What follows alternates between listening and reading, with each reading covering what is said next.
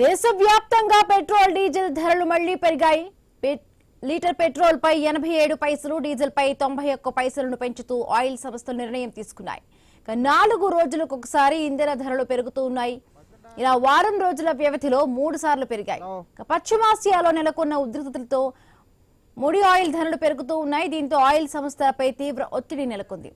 ఈ నెలలోనే ఇంధన ధరలు 3 సార్లు పెరిగాయి. తాజా పెంపుతో హైదరాబాద్ లో లీటర్ పెట్రోల్ ధర 112.84 పైసలకు చేరుకుంది.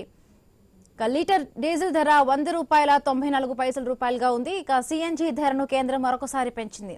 కిలో సిఎన్జి పై రూపాయి పెంచుతున్నట్లుగా ప్రకటన జారీ చేశారు. 10 రోజుల వ్యవధిలో సిఎన్జి ధరలు మూడోసారి పెరిగాయి.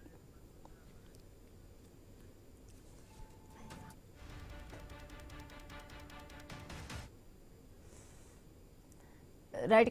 పశ్చిమాసియా ఉద్రిక్త నేపథ్యంలో మరొకసారి మనం చూస్తూ ఉన్నాము. వారం వ్యవధిలో 3 సార్లు కూడా పెట్రోల్ డీజిల్ పెంచడానికి అసలు ఏమై రీజన్లు ఉంటే మనం చూసాం. ప్రధాని మోదీ వచ్చినాక కూడా చాలా వరకు పొదుపు మంత్రాలను ఆయన ఫాలో అవ్వమన్నారు, పాటించమన్నారు. గోల్డ్ కొనొద్దని చెప్పి అన్నారు. పబ్లిక్ ట్రాన్స్పోర్టేషన్ వాడాలి, వర్క్ ఫ్రమ్ హోమ్స్ ఇమ్మంటూ కూడా ఆఫీసర్స్ కూడా ఇవ్వడం తెలిపిందని ముందుగానే ఆయన ముందస్తుగా హెచ్చరికలు చేశారేమో తెలియదు. కానీ నేపథ్యంలో చూసాము వారం రోజుల్లోనే 3 సార్లు పెరిగాయి పెట్రోల్ డీజిల్ ధరలు. రైట్, మాట్లాడదాం. మధుసూదన్ రావు గారు జాయిన్ అయ్యారు, విశ్లేషకులు. నమస్తే అండి మధుసూదన్ రావు గారు.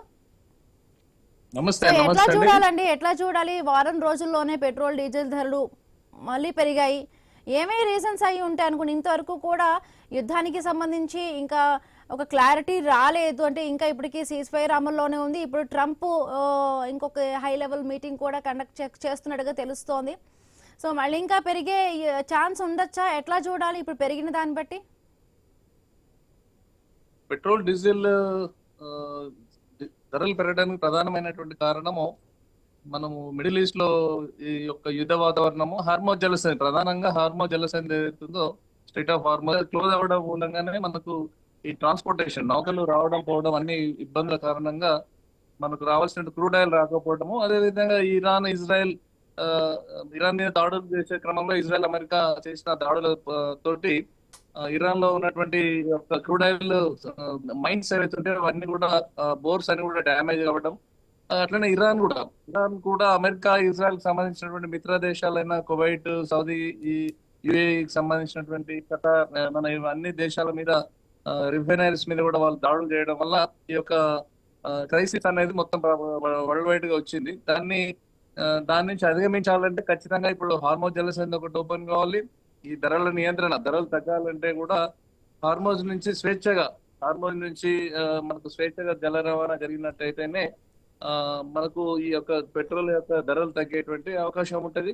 ప్రధానంగా నిన్న సౌదీకి సంబంధించినటువంటి మీడియా హదత్ అనే ఒక మీడియా సంస్థ యుద్ధం సంబంధించిన దాంట్లో సంధి కుదిరింది, అమెరికాను ఇరాన్ మధ్యలో సంధి కుదిరింది, యుద్ధం ముగిసినట్టేగా చర్చలు మాత్రమే ఉన్నవి అని చెప్పి చెప్పడం ఒక మంచి శుభ పరిణామమే.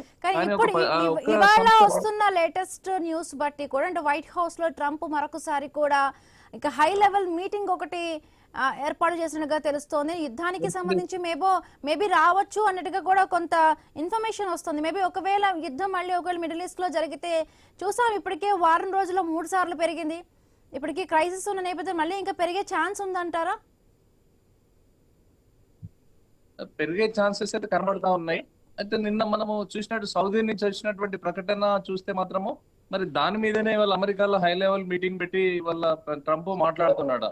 అంటే వీళ్ళు ఏవైతే యురేనియం సంబంధించిన అంశాలు, ఇవన్నీ అంశాల మీద 10 అంశాలు ఏవైతే ఇరాన్ పెట్టిందో ఆ ప్రతిపాదన మీద మరి ఈ చర్చల్లో అనుకూలంగా ఆసిఫ్ మునీర్ కూడా చెప్తా ఉన్నాడు, మేము చర్చలు జరుపుతున్నామని. ఇరాన్ లోనే ఉండి ఇవన్నీ జరుపుతున్నటువంటి సందర్భం.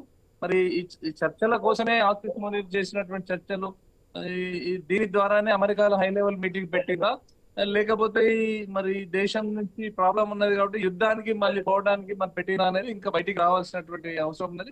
ఏది ఏమైనప్పటికీ కూడా ఇది ఇప్పటికీ ఇజ్రాయెల్ అనేది ఇప్పటివరకు ఇన్వాల్వ్ కాలేదు. కేవలం ఈ సంధి మీటింగ్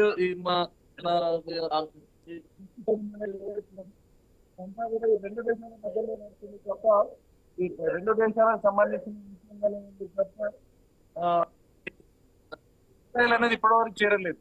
ఇజ్రాయెల్ చేరకపోవడం కూడా ఇక్కడ మనకు అనుమానాల్లో తావులేపుతా ఉన్నాయి. ఎందుకంటే ఈ అమెరికాను ఇరాన్ ఈ రెండింటి మధ్యలో కూడా ఒప్పందాలు కుదిరినా కూడా, శాంతి ఒప్పందాలు కుదిరినా కూడా ఇజ్రాయెల్ అనేది ఇప్పటి వరకు దాంట్లో ఇన్వాల్వ్మెంట్ లేదు. పత్రికలు చెప్పడం లేదు, పాకిస్తాన్ చెప్పడం లేదు, ఇవాళ అమెరికా నుంచి కూడా ప్రకటన రావడం లేదు.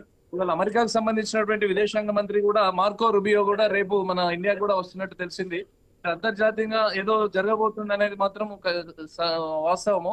అంతర్జాతీయంగా ఈ మార్కో రుబియో కూడా ఇండియాకు వచ్చి మన మన జయశంకర్ మన విదేశాంగ శాఖ మంత్రి తోటి వాణిజ్యపరమైనటువంటి ఒప్పందాలకు కూడా మన ఇండియా రావడం అనేది జరుగుతా ఉన్నది.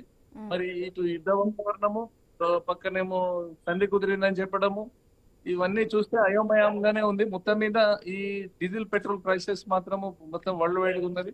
మన దగ్గర విదేశీ మారక ద్రవ్య నిల్వలు కూడా దాదాపు 15% పడిపోయినవి. వాటిని పెంచుకోవాల్సినటువంటి అవసరం ఉన్నది. మన విదేశీ పెట్టుబడులను ఆహ్వానించాల్సిన అవసరం ఉన్నది.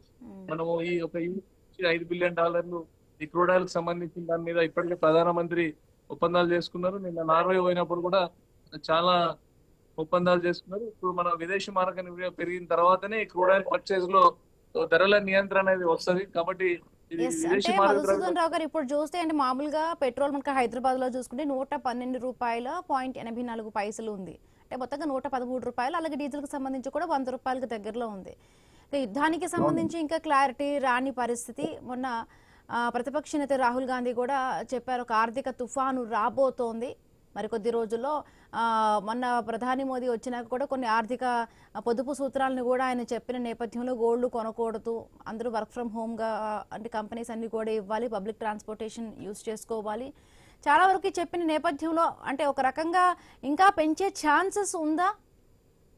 ఆయన చెప్పిన దాన్ని బట్టి ఇక్కడ రేట్లు పెరుగుతున్న దాన్ని బట్టి కూడా అంటే ఎలక్షన్స్ కు ముందు అసలు పెరగవు అన్నారు. ఎలక్షన్స్ అయిన వెంటనే కూడా మొత్తంగా కూడా అంటే వారం రోజుల్లో కొద్ది కొద్దిగా పెంచుతూ ఉన్నారు. ఒకవేళ యుద్ధానికి సంబంధించి కూడా ఇంకా ఇప్పుడు మాట్లాడుతూ ఉన్నారు, జరుగుతున్న ఏవో పరిణామాలు అంతర్జాతీయంగా కూడా రాబోతున్నాయి. ఈ నేపథ్యంలో ఇంకా పెరిగే ఛాన్స్ ఉంది. ఇంకొకటి ఈ మొత్తంగా ఈ పరిస్థితుల కారణంగా కూడా అసలు సెంట్రల్ గవర్నమెంట్ మొత్తంగా ఈ సిచ్యువేషన్ అంతా కూడా బ్యాలెన్స్డ్ గా హ్యాండిల్ చేస్తుందంటారా? ఖచ్చితంగా ఇప్పుడు మనం ఎలక్షన్స్ సమయంలో ధరలన్నీ కూడా నియంత్రణలో ఉన్నవి. అంటే అది రాజకీయం కావచ్చు, ఈ దేశ ప్రజల మీద భారం పడకపోవచ్చు అనే ఆలోచన కూడా ఏ రాజకీయ పార్టీ అయినా చేస్తుంది కదా. కేంద్రంలో ఉన్నది భారతీయ జనతా పార్టీ. పార్టీ ప్రయోజనాలు కూడా పార్టీ చూసుకుంటది. కానీ ఇప్పుడు ఎలక్షన్స్ అయిన వెంటనే నెక్స్ట్ డేనే ఇమీడియట్లీ పెంచలేదు. తర్వాత 3-4 రోజుల తర్వాత అంతర్జాతీయ మార్కెట్ లో క్రూడ్ ఆయిల్ ధరల యొక్క హెచ్చు తగ్గుల మీద ఇవాళ ₹103 నుంచి ₹105 ఇవాళ క్రూడ్ ఆయిల్ ధర పలుకుతా ఉన్నది. దాంతో కూడా ఈ ధరలు పెరిగేటువంటి అవకాశం ఉంటుంది. అప్పటి వరకు ఈ కంపెనీలు, ఈ ఆయిల్ కంపెనీస్ మన ఏవైతే ఉన్నాయో, Indian Oil Corporation, Hindustan Petroleum, IBP, ఇవన్నీ కూడా 3 కంపెనీలు కూడా మనము చెప్తున్నట్టుగా మన 750 కోట్ల నుంచి దాదాపు 1000 కోట్లు ప్రతి నిత్యం మన వాళ్ళకి నష్టాలు వస్తున్నాయని కూడా తెలుస్తా ఉన్నది. మరి ఆ నష్టాలను పూడ్చుకోవాల్సినటువంటి బాధ్యత కూడా ప్రజల మీద ఉంటది. రాహుల్ గాంధీ ఆర్థిక తుఫాన్ వస్తుందని అంటున్నారు, కానీ ఆర్థిక తుఫాన్ లాంటి భయంకరమైనటువంటి స్థితి దేశంలో రాదు. ఎందుకంటే ఇక్కడ 140 కోట్ల జనాభాలో అందరూ ఏదో ఒక చేతి వృత్తుల పనులు, ఆ పనులు ఈ పనులు చేసుకొని బ్రతికే వల్ల ఇక్కడ పర్చేజ్ పవర్ కూడా ఎక్కువనే ఉంది. మన దేశంలో కొనుగోలు శక్తి కూడా ప్రజల వద్ద ఉన్నది. కాబట్టి పెద్ద ఆర్థిక మాంద్యం ఏం రాదు. ఈ పెట్రోల్ డీజిల్ కి సంబంధించి విదేశీ మారక ద్రవ్య నిల్వలు ఈ వాతావరణం కాబట్టి మాత్రమే ఇక్కడ క్రైసిస్ వస్తుండడం వల్లనే ధరలు పెరుగుతున్నాయి. ప్రపంచంలో ఉన్నటువంటి పెట్రోల్ డీజిల్ ధరల వేరే దేశాల్లో పెరిగినటువంటి దాన్ని మనం కంపేర్ చేస్తే అతి స్వల్పంగానే మనం ఈ దేశంలో భావించాలి. అది కూడా ఈ సెంట్రల్ గవర్నమెంట్ పూర్తిగా ప్రజల మీద పూర్తి భారం వేయకుండా, కంపెనీలు ఇంకా నష్టంలో ఉన్నప్పటికీ కూడా కేంద్ర ప్రభుత్వం సపోర్ట్ ఇస్తూనే ఈ యొక్క ధరలని కాపాడుకుంటా వస్తున్నాయి. సాధారణ ప్రజలకు అందుబాటులోనే వస్తున్నాయి. దాదాపు ఈ వారం రోజుల్లో కేవలం 3 సార్లు పెరిగినటువంటి ధరల్లో ₹5 వరకు కూడా రాలేదు. ఇప్పటి వరకు ₹4 చిల్లర మాత్రమే వచ్చింది. ఇది పెద్ద ధర, పెద్దదేం కాదు. ఈ సందర్భంలో రాష్ట్రాలు ఏం చేయాలంటే, రాహుల్ గాంధీ ఆర్థిక తుఫాన్ వస్తున్నటువంటి సందర్భంలో కనీసం రాహుల్ గాంధీ కావచ్చు, వారు డిమాండ్ పెట్టాలి. ఏ రాష్ట్రాల్లో అయితే వ్యాట్ వసూలు చేస్తా ఉన్నారో, అదనంగా ప్రజల దగ్గర నుంచి పెట్రోల్ డీజిల్ మీద తీసుకుంటున్నటువంటి వ్యాట్ ఏదైతే ఉన్నదో అన్ని రాష్ట్రాలలోకి వెళ్ళి ఆ వ్యాట్ని ఒక ₹10 తగ్గించుకున్నట్టయితే వినియోగదారుల మీద, ప్రజల మీద భారం పడదే అనేది ఒకటి ఆయన డిమాండ్ చేయాల్సిన అవసరం ఉండే. ప్రధానంగా ఆయన వాళ్ళు పరిపాలిస్తున్నటువంటి పాలిత రాష్ట్రాలు ఏవైతున్నాయో దాంట్లో ఆయన ఇంప్లిమెంట్ చేసి దీని మీద డిస్కషన్ చేస్తే బాగుండేది. వాళ్ళు చేయరు. చేసే కంట్రోల్ ఈ కేంద్ర ప్రభుత్వం చేస్తున్నటువంటి విధానాల పట్ల కొంచెం స్వల్పంగా పెరిగిన దాని మీద మాత్రం కామెంట్ చేస్తూ ఉంటారు. కాబట్టి కాంగ్రెస్ పార్టీ కూడా ఈ యొక్క తెలంగాణకు సంబంధించిన అంశంలో కావచ్చు, కర్ణాటక సంబంధించిన అంశంలో వ్యాట్ పై ఉన్నటువంటి పర్సెంటేజ్ అవుతుందో దాన్ని తగ్గించుకుంటే మాత్రం ఖచ్చితంగా ఈ పెరిగిన ధరలు పెద్ద